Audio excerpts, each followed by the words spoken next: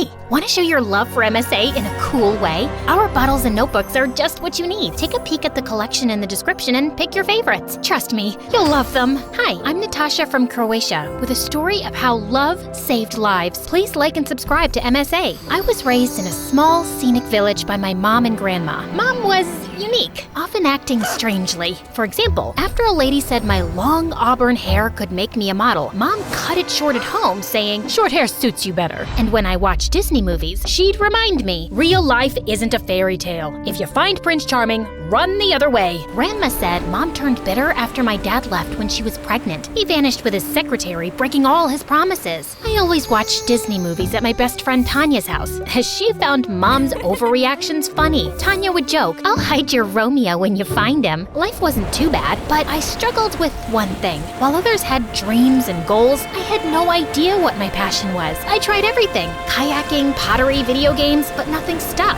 I thought I'd never have one fixed goal in life, until one day in 10th grade, we went on a school trip to the dam in the gorge. It was really big and cool. While our teacher talked about how it worked, I saw Tanya sneaking down a hallway. I followed her and found her in a room, spraying black paint on computer screens. "Tanya, what are you doing?" Before Tanya could reply, we heard voices nearby. She grabbed my hand and we dashed to the emergency exit.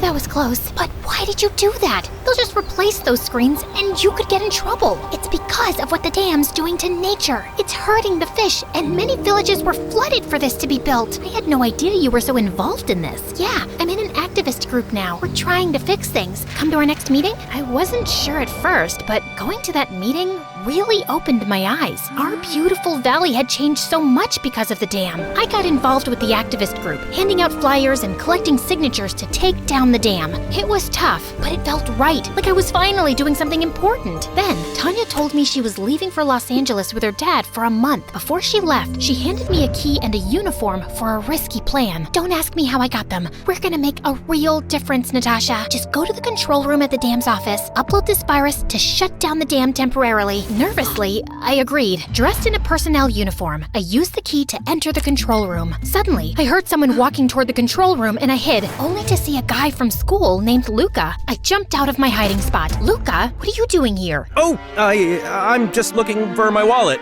Dropped it here somewhere on a visit. His excuse seemed stupid, but before I could question him, loud alarms started blaring all over the place, and we both quickly left. Just then, he noticed the USB in my hand. Were you planning to upload something to the dam system? And what if I am? This dam is evil. The people who made it are evil. This is bad. What you're doing is really dangerous. We all want to protect the valley, but there are safer ways to do this. Once we were safely outside, Luca turned to me with a concerned face. Who told you to do this? You could land up in prison if you got caught. It was Tanya's idea. My friend, you know her. She said it would help our cause. A friend doesn't put you in danger while she's safe somewhere else. You need to be more careful about who you trust. I nodded, wiping my tears away. After that night with Luca, I distanced myself from Tanya. I felt angry at myself for letting her manipulate me so easily. Also, Luca and I got closer. He was a good listener and made me think differently. We started trusting each other more and more. I couldn't help but start crushing on him. Mom figured it out somehow. Moms just know these things, I guess. You've been daydreaming a lot. And drawing hearts? Spill the beans. Who's the boy? I kept denying it, but Mom insisted on meeting him before I could even think about dating. So, I invited Luca over to study. But when he got there, it was like Mom turned into a detective. First, she accidentally spilled salt in his coffee. Luca made a funny face trying to drink it, but didn't want to be rude. Then, Mom started her questioning. "Luca, important question. If you had to be an animal, which one and why?" Says a lot about a person. Natasha's partial to loyal dogs, you know? I guess I'd be a cat. Independent, but good company. A cat, eh? They're pretty mysterious creatures. Hope that doesn't mean you're full of secrets. She continued her interrogation, making it clear she was keeping a close eye on him. I think your mother hates me. Don't take it personally. She hates all men. Oh, that makes me feel so much better. We laughed about it, and before leaving, he gave me a quick kiss. How was I so lucky? Everything was fine, until one day, Tanya came back after being away for a month. I knew we had to have a serious talk about what had happened, but things got complicated when Tanya and Luca met each other for the first time during her return. I was at some restaurant having having lunch with Luca when Tanya showed up. Hey, bestie. No call? Not even a single message to ask about me for a whole month? Well, yeah. Why would I contact a fake friend who uses me and manipulates me? What are you talking about? And who's this guy with you? Wait, this is Luca? Hi, Tanya. How do you two know each other? Natasha, I can't believe you're dating the enemy. Luca is the dam owner's son and probably soon to be heir. What? Wait, Luca, why didn't you tell me? I was about to. Didn't know how to bring it up, really. Especially since you were convinced my father and his company are so evil. 'Cause they are! Oh, please, Tanya. Have you ever told your bestie why you want to shut the plant down so much? At least Natasha really cares about nature, while you only want revenge for your father. Natasha, hear me out. Before his new business, Tanya's father was a competitor with mine. He lost the project years ago, and since then, his family has tried everything in their power to ruin our lives. The activist group is just the latest scheme. You know what? Yes, it started as revenge, but now I really care. Also, aren't you gonna tell Natasha that you're building a new dam? You're going to evacuate her house and the valley's people's houses to build it? No, it's not yet final. Wow. Oh my god. One friend manipulates me and the other lies to me? You both are unbelievable. Just stay away from me. No, wait. Don't listen to her, Natasha. I just left, and that night I blocked them everywhere. My trust in both Tanya and Luca was shattered, leaving me feeling betrayed and alone. Sitting at the kitchen table, I poured out my heart to Mom. She listened with a mix of anger and sadness. Natasha, you can either cry over this mess or stand up and fight. Use what you know about Tanya and Luca. Find out more about this new dam. We need information to stop it. Her suggestion hit me hard. Knowing how weird Mom was, it was the last thing I expected her to say. Okay, Mom, I'll do it. So the next day, I decided to meet Luca at a cafe. Luca, I'm sorry I yelled at you the other day. I'm here to give you another chance. Really? That means a lot. I still care about you, Natasha. There's one thing though. The new dam project needs to stop. Can you help with that? I wish I could, but I can't stop the dam. What if I get you a new house in town? A new house? It's our home and valley at stake, not just a house. You should be grateful, Natasha. I'm offering you a way out. Not everyone gets that chance. An option to abandon everything we love? Some choice, Luca. You come here acting like you're doing us a favor while ripping our lives apart. This isn't easy for me either. I'm trying to find a middle ground, but you're making it impossible.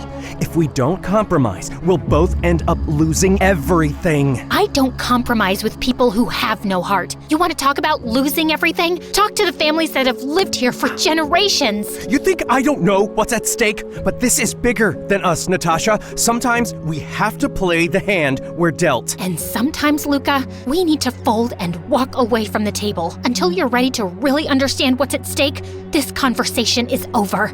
And by the way, you're a jerk. Oh my god, you're just trying to make me look like the bad guy here. You are! You're heartless and greedy, and there's nothing you can say to make me change my mind. In a burst of anger, Luca slammed his fist on the table, causing his glass to shatter on the floor. The cafe fell silent, all eyes on us. How dare you? I'll do anything to stop you from building the dam. I'll even make you remove the first dam, you greedy, evil people.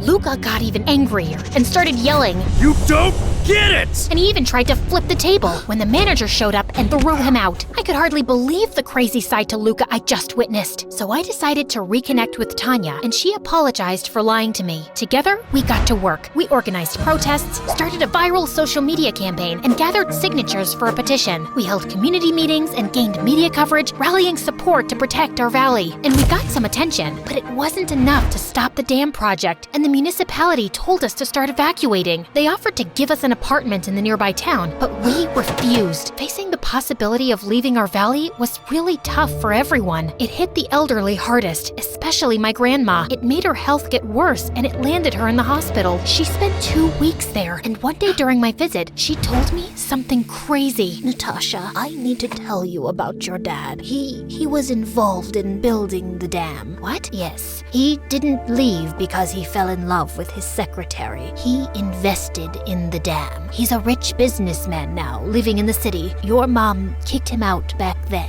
Why didn't you tell me he didn't just run off? That he was actually a villain? We thought it was best to keep it from you. He chose money over us. A jerk who loves money more than his own family? How could he? I'm so sorry, dear. We wanted to protect you. So I'm not only fighting against some big, greedy companies, I'm fighting against my own dad? I tried reaching Dad, but it was always voicemail. Again and again, I left messages, but he never returned my calls. When Mom caught me hanging up, she said, "Natasha, stop. He made his choice a long time ago. He won't listen. He's a greedy jerk." And then tears started rolling down her cheeks. I wrapped my arms around her, feeling her pain as my own. I headed to Tanya's place, heavy with the secret about Dad. I hadn't told her yet, feeling too ashamed, but I needed to talk to her. Tanya's mom let me in. I reached Tanya's door and heard her say, "I'll make sure Natasha backs off." My hand pushed the door open without thinking. "What's going on, Tanya? Who are you talking to?" "Natasha, I've been talking to Luca's dad. I'm so sorry." "Why, Tanya?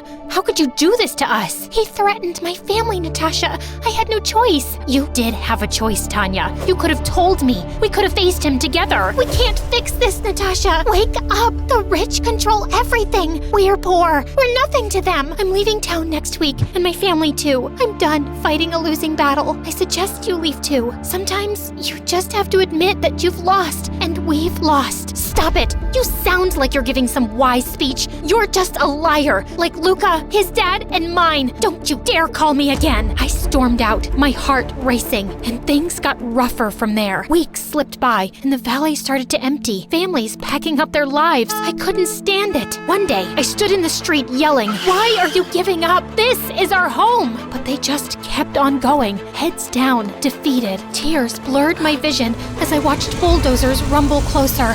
Felt like the end, until Luca showed up out of nowhere with a group of stern-looking people carrying briefcases. Stop the bulldozers! We're not done here! "What are you doing, Luca?" I'm fighting, for once. My dad, your dad, they've gone too far. These lawyers and I, we've uncovered illegal deals, Natasha. We are saving the valley. You're serious about this? I've been feeling so torn up about it.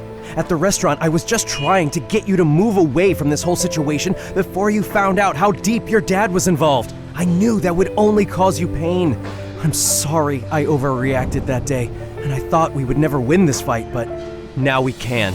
By the authority of these documents, any further construction is illegal. Cease operations immediately. The bulldozer's engine cut off and everything was quiet for a second. Then, all around, people burst into cheers and applause.